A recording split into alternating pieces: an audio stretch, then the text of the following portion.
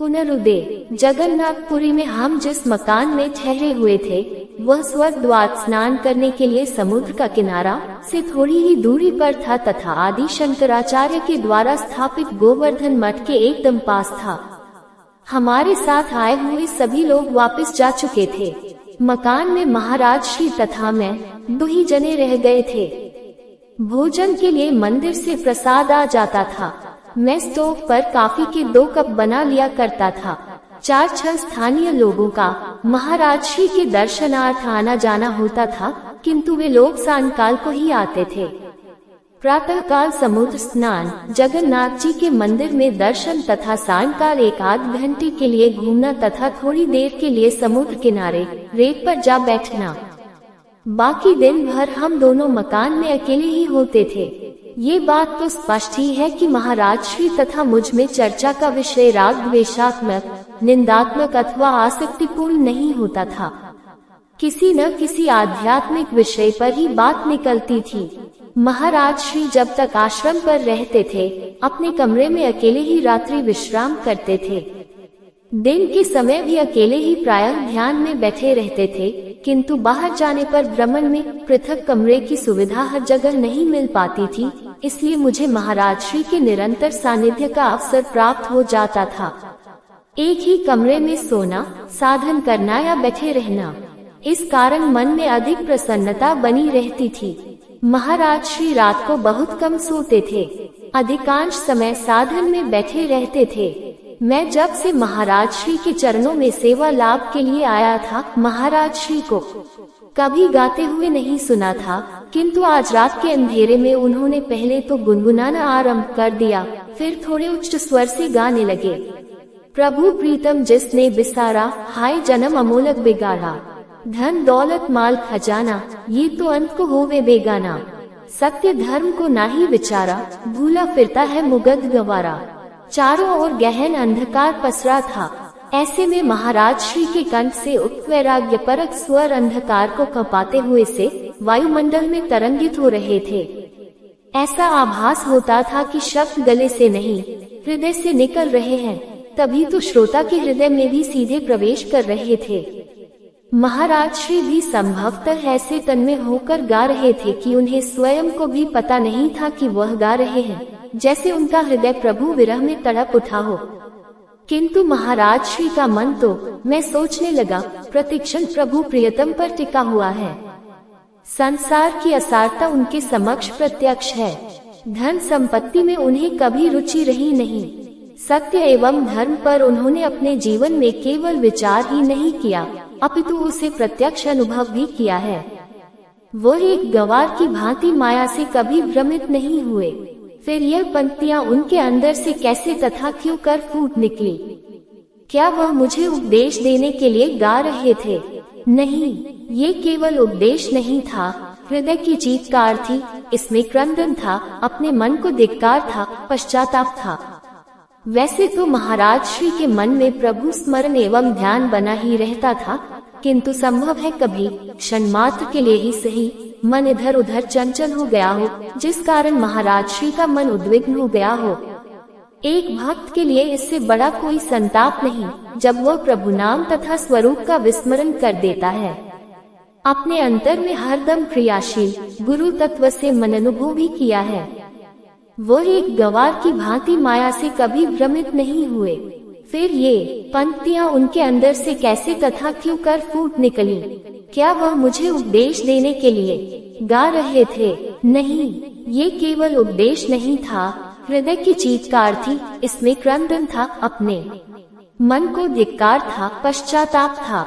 वैसे तो महाराज श्री के मन में प्रभु स्मरण एवं ध्यान बना ही रहता था, किंतु संभव है कभी क्षण मात्र के लिए ही सही मन इधर उधर चंचल हो गया हो, जिस कारण महाराज श्री का मन उद्विग्न हो गया हो। एक भक्त के लिए इससे बड़ा कोई संताप नहीं, जब वह प्रभु नाम तथा स्वरूप का विस्मरण कर देता है। अपने अंतर में हरदम क्रियाशील गुरु तत्व से मन यदि क्षण मात्र के लिए भी हट जाता है, तो साधक भक्त को असह्य पीड़ा होती है।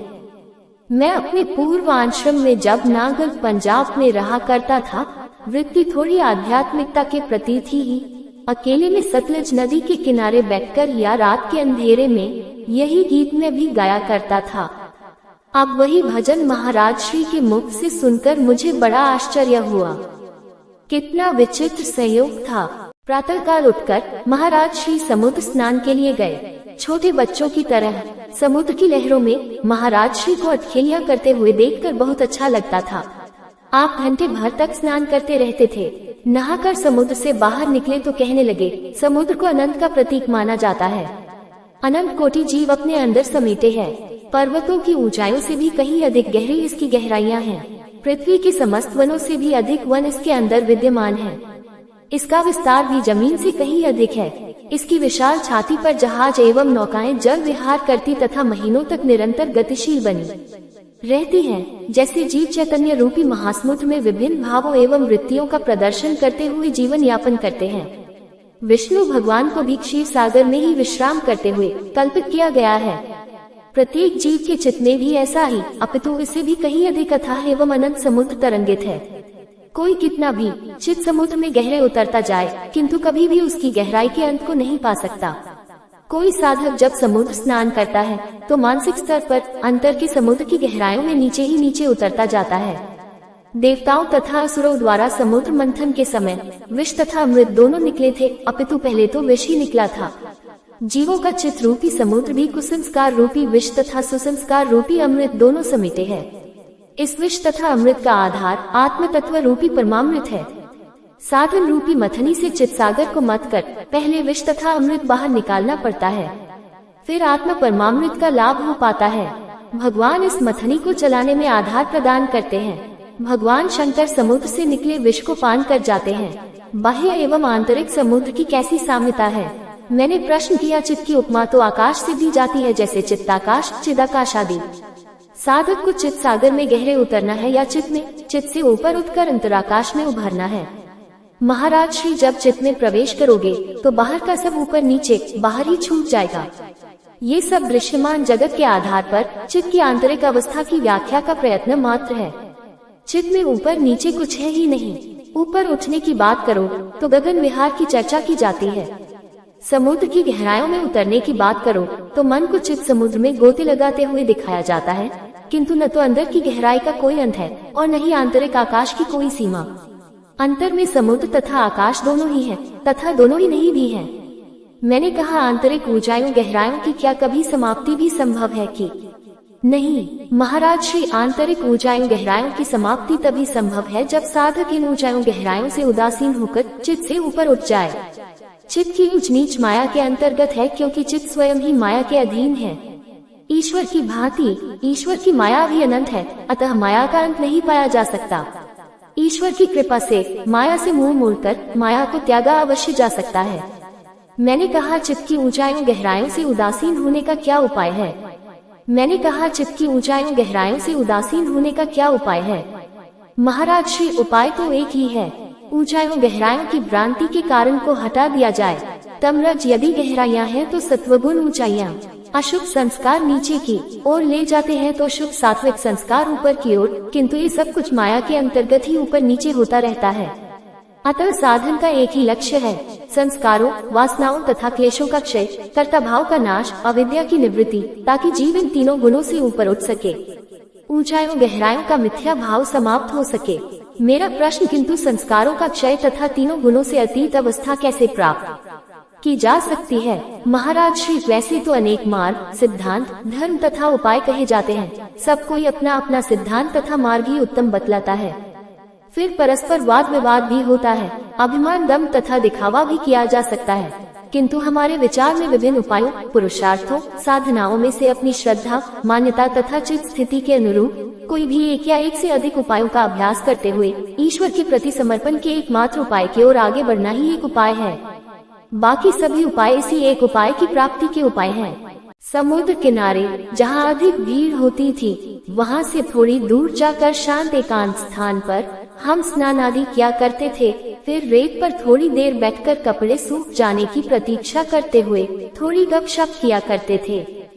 सूर्योदय का दृश्य देखते, समुद्र की लहरों का आनंद लेते कुछ आध्यात्मिक चर्चा करते। मैंने महाराज श्री के रात के गायन का उल्लेख करते हुए बात आरंभ की। पिछली रात आप अंधेरे में गा रहे थे, प्रभु प्रीतम जिसने बिसारा, हाय जन्म अमोलक बिगाड़ा। हमारी ऐसी मान्यता है कि आप प्रभु प्रियतम को कभी नहीं भूलते। फिर यह भजन आप किस दृष्टि से गा रहे थे? क्या मुझे उपदेश देने के लिए? महाराज श्री, उस समय हमारा लक्ष्य तुम्हें उपदेश करना नहीं था, न ही अपनी मानसिक अवस्था पर ध्यान था। जब हम युवक थे, अभी दीक्षा वीक्षा कुछ हुई नहीं थी, अध्यात्म की थोड़ी भूख अवश्य थी, तब की बात है। कुछ जप जाप, अनुष्ठान तथा योगासनों का अभ्यास किया करते थे। कुछ भजन गाने का भी उस समय शौक था। ये भजन हमें विशेष प्रिय था, प्रभु प्रीतम जिसने बिसारा, हाय जन्म अमोलक बिगाड़ा। आधी रात को धूप अंधेरे में भाव विभोर होकर गाया करते थे। गाते गाते नेत्रों से अश्रुपात होने लगता था। अपनी वैराग्यहीन अवस्था पर मन बड़ा दुखी होता था। कई बार इसको गाया होगा। उस समय की चित्त की अवस्था, भजन की शब्दावली, गायन का ढंग तथा हाव भाव के संस्कार संचित होते गए। ये संचय अपने आप बिना मनुष्य की जानकारी के होता रहता है। लगभग 40 वर्ष पश्चात पिछली रात वही संस्कार क्रिया शक्ति की कृपाशीलता से उदार होकर क्रियाओं में परिणत हो गए। आधी रात के अंधेरे में वही भजन अंदर से फूट निकला। मैं क्रिया के वशीभूत तथा प्रेरित हो गाने लगा।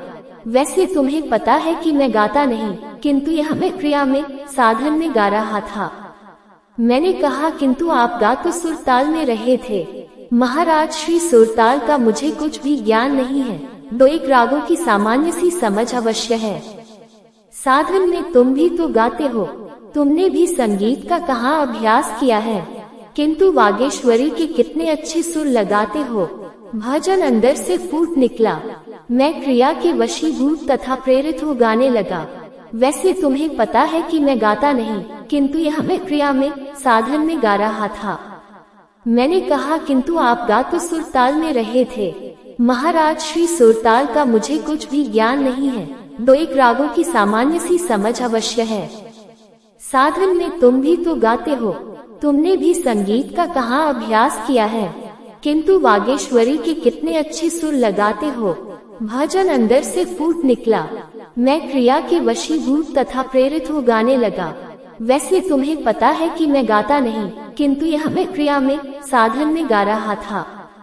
मैंने कहा, किंतु आप गा तो सुरताल में रहे थे। महाराज श्री, सुरताल का मुझे कुछ भी ज्ञान नहीं है। दो एक रागों की सामान्य सी समझ अवश्य है। साधन में तुम भी तो गाते हो। तुमने भी संगीत का कहाँ अभ्यास किया है? किंतु वागेश्वरी के कितने अच्छे सुर लगाते हो। भजन अंदर से फूट निकला। मैं क्रिया के वशीभूत तथा प्रेरित हो गाने लगा। वैसे तुम्हें पता है कि मैं गाता नहीं, किंतु यह मैं क्रिया में, साधन में गा रहा था। मैंने कहा, किंतु आप गा तो सुरताल में रहे थे। महाराज श्री, सुरताल का मुझे कुछ भी ज्ञान नहीं है। दो एक रागों की सामान्य सी समझ अवश्य है। साधन में तुम भी तो गाते हो। तुमने भी संगीत का कहाँ अभ्यास किया है? किंतु वागेश्वरी के कितने अच्छे सुर लगाते हो। महाराज श्री, उस समय हमारा लक्ष्य तुम्हें उपदेश करना नहीं था, न ही अपनी मानसिक अवस्था पर ध्यान था। जब हम युवक थे, अभी दीक्षा वीक्षा कुछ हुई नहीं थी, अध्यात्म की थोड़ी भूख अवश्य थी, तब की बात है। कुछ जप जाप, अनुष्ठान तथा योगासनों का अभ्यास किया करते थे।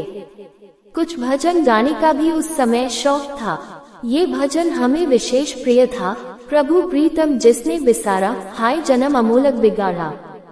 आधी रात को धूप अंधेरे में भाव विभोर होकर गाया करते थे।